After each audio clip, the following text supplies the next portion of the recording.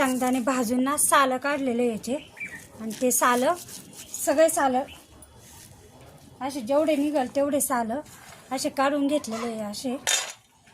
आता हे वांगे घेतलेले आहे छोटे छोटे, आणि ते कापून घेऊ.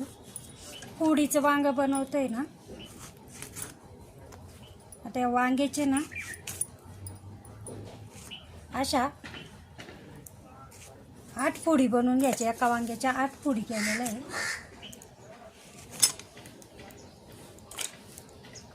अशा आडवे वांगे कापून घेतलेले आहे, म्हणजे छोटे त्याच्या दोन, जेवढे म्हणजे जास्त मोठेही नाही आणि जास्त लहानही नाही अशी फोडी केलं आहे. घेतलेले मिठाच्या पाण्यात ठेवून दिले म्हणजे काळे पडती नाही.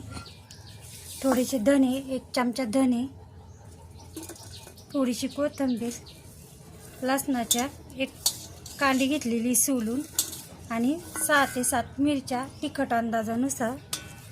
आता हे वाटून घेते.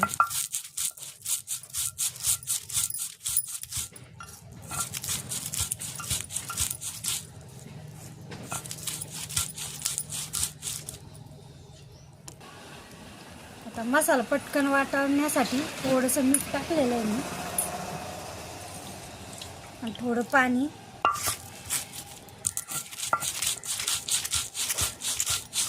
मिठामुळे मसाला पटकन वाटला जातो.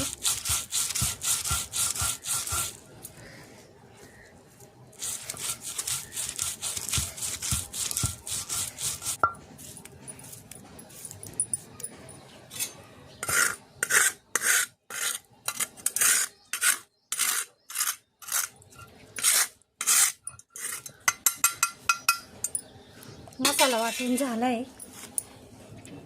आता कढईत तेल टाकलंय. आता थोडी फोडणी देते.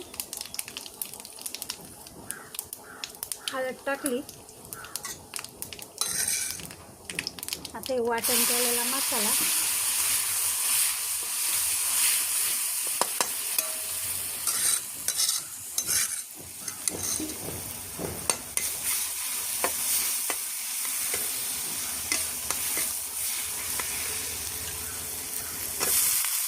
वांगे टाकले कापलेले वांगे,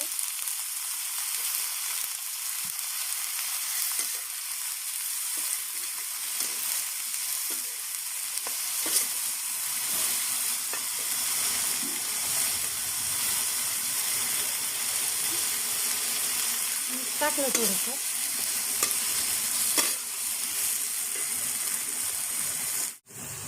आता हे शेंगदाणे वाटून घेते आबडधोबड.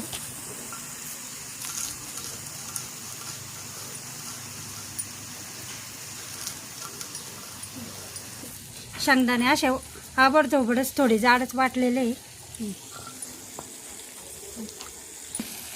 आता ते पण वांग्यात टाकून देते.